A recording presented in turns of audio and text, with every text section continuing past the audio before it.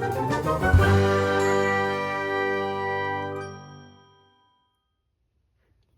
everyone, this is Chris, your friendly neighborhood Minnesota comic geek, here with a slightly different video. Before I get started, I would ask that if you enjoy this type of comic book related content, please give the video a thumbs up, hit the notification bell, and subscribe to the channel so that you don't miss any future videos. And if you enjoy talking comics, then comment below. Alright, let's get into it. So this video is going to be slightly different than a typical comic book haul video of mine or a specific comic book related issue video or discussion topic. This video is geared towards the comic art collector or the artist type collector, the artists that, or collectors that collect specific artists. Like case in point, myself, I love Adam Hughes. I will try to buy and collect anything that features his artwork. In this video, I want to talk about magazines specifically, from a collector's point of view. And starting off, the reason I am starting to go back down this road is because I was recently trying to acquire this Wizard issue number 94 featuring Adam Hughes artwork, because I had the other cover option in my collection for many years, and I was looking on eBay to try and see like how much it would cost me to acquire this particular issue of Wizard magazine, and it was going to be like anywhere from 25 to 35, $40, like for this one issue. And when it comes to magazines, I have a harder time paying that extra premium on it, just because it's, at the end of the day, it's a magazine that, outside of the cover artwork, doesn't inherently hold any other real value outside of nostalgic value. It's never going to appreciate in price in the same way a comic book will, because the comic book still has a story inside that is part of that comic title's lore. This, while awesome, is just news of the day of that time on the inside. That's where like I kind of look at the magazines and comics differently when I'm trying to decide to purchase them for collectible reasons. At FallCon recently, I came across this particular back issue, still sealed in its original bag, for $1, which more than happy to pay $1 for this to get this Adam Hughes artwork. As I was looking through listings on eBay for Adam Hughes magazines, I came across listings for some other magazines that Adam Hughes has done cover artwork for, has provided interviews on the interior for. So like there's a bunch that I have on my list I eventually want to buy for the Adam Hughes and completionist I am. Like I do struggle with the completionist aspect of the collector type, where like I have that compulsion to have everything that a particular artist that I enjoy that they produced. I came across listings for Adam Hughes old PlayStation magazine issues. And for those that don't know, back in the 90s and 2000s, PlayStation magazine was one of the predominant non-comic book related magazines that featured comic book artists' artwork. I'll show some more in a second here, but they often featured artists doing renditions of video game characters on the covers. In this case, this is issue number 39, volume 4, came out in November of 2000. So really in the height of the Lara Croft Tomb Raider era. And this was when he was providing covers for the Tomb Raider comic book as well. I don't know which one predates the other, if like he had done this cover first and then publishers of the Tomb Raider comic book contacted him to do covers for that series. I don't know, but this is, from what I can tell, this is his very early Tomb Raider style in terms of the look and the digital coloring on it. It kind of shifted over time when he was doing covers for that comic book. So it's definitely early in his Tomb Raider run of covers for sure. Anyways, when I ended up buying this issue off of eBay, I think I got it for like $12 or $13. So, you know, it's a reasonable price for this awesome Adam Hughes Tomb Raider cover. If you like a particular artist, there are other areas that you can find their artwork. And specifically with these PlayStation magazines, what's awesome is that for each cover, they have this little work in progress section here about the cover that they feature thumbnail sketches and kind of the working process for the artist for what they were trying to come up with concepts for the cover image. So you can see the different ideas that Adam Hughes was thinking about doing for the cover, and they have a little commentary about each image. So it's definitely interesting to see the thought process. And if you kind of notice, these two concepts very similarly resemble eventual Tomb Raider comic book covers. So my guess is he did these first for this magazine and then later repurposed them for actual comic book covers for the Tomb Raider series. So that's pretty interesting in my opinion to kind of see the evolution of his ideas and how they get used. But then page 80,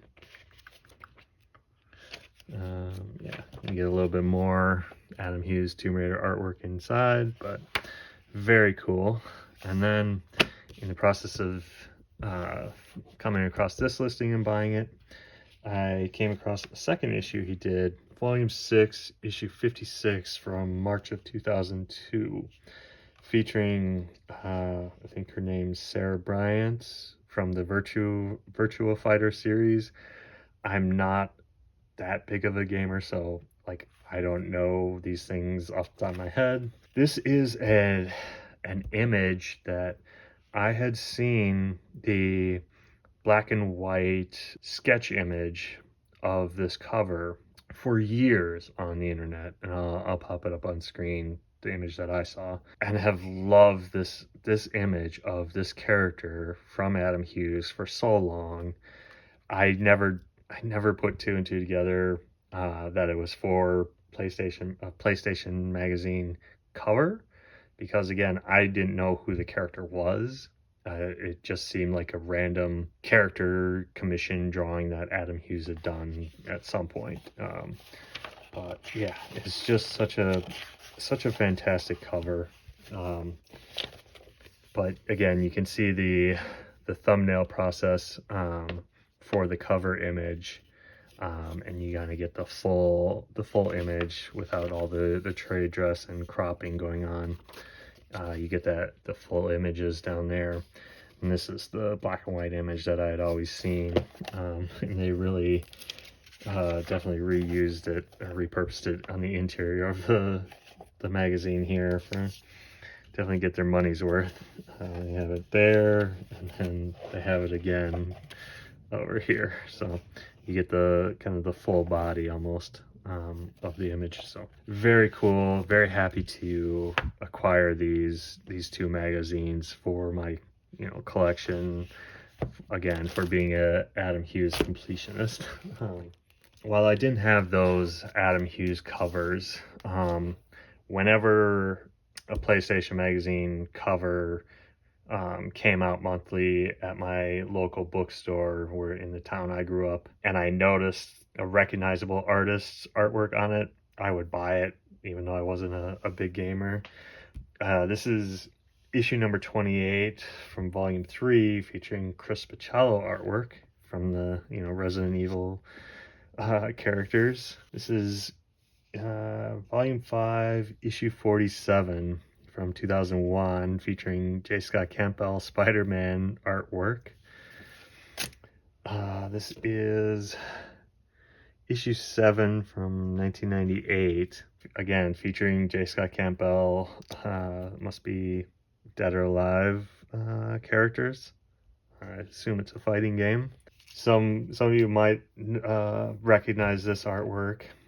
Pretty iconic from the kind of release of the PlayStation 2 days, from issue 38 from October of 2000. Again, awesome J. Scott Campbell artwork on the cover.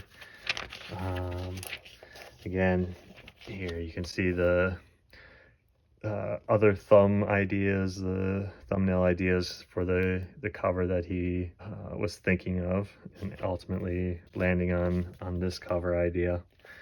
Very fun cover. Joe Madureira. For those that do know, and those that do know, he was and still is a huge gamer. Has his own game company, game development studio.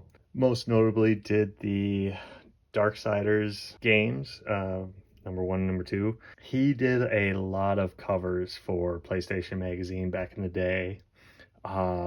This one featuring the Metal Gear Solid characters. The Devil May Cry cover. Did a Final Fantasy X cover. In his early days on the PlayStation Magazine covers, did a Resident Evil 2 cover. And one of my favorites is this Mortal Kombat Scorpion cover. This cover is so outstanding. The pose, the design of all, like it's just the intensity of it is fantastic. This was issue 11 from July of 1998, so like I'm prime Joe Madureira fan. Like anything he did, like I wanted. So like I was able to get this issue from my cousin because I didn't buy it, and when it was released in the bookstore. Just a couple other random ones. Frank Frazetta's Fantasy Illustrated is a very short-lived magazine back in 98, late 90s. Issue 2, this is the main cover. There's also a second cover. If you're a Battle Chasers fan and you don't have this, I highly recommend seeking it out, like on eBay. The main cover here you can get for cheap, maybe like 10-12 bucks or something. The actual the secondary cover or variant cover of this particular issue features a Battle Chasers cover, and I'll pop it up on the screen. That one is going to run you some money. I haven't seen a listing on eBay for that cover cheaper than, I think, like $50-ish or so. There's 2 versions of it. One is a regular variant cover, which is going to be the lower priced one, but I think there's also a limited Comic-Con release cover, same image, it's limited. It has like a Comic-Con stamp or something, but it's limited. It was limited to like 500 or so issues maybe. And so that one is in the, it's going to run you a couple $100 to try and acquire that one. I don't have the actual Battle Chasers cover one. Clearly, I would show it. So like that's on my list of things to eventually acquire, but I'm in no rush since I already have the actual issue, which, you know, the interior story is the more important thing. But and then, you know, just a random, very old Riot #1 magazine featuring this awesome Joe Madureira X-Men cover, them in the dynamic action poses. There's I think like a 1 or 2 page interview of Joe Madureira on the interior, so it's a fun little collectible to have in my collection. Like I said, these are just some random like non-comic book related collectibles that are related to the comic book world, featuring awesome comic book artist artwork. So if you have a favorite artist from the 90s and 2000s, you know, just do a quick eBay search for, you know, PlayStation Magazine and that artist name and see if anything comes up. But you can definitely find some cool tangential collectible items that feature artwork and you can display or just appreciate on your own. What are some older magazines that feature comic book artists that you liked or that you collect? You know, let me know in the comments. With that, I will end this video. Thanks for watching, and again, if you enjoyed this type of comic book related content, please give the video a thumbs up, hit the notification bell, and subscribe to the channel. Till next time, comment below and let's talk comics. Bye.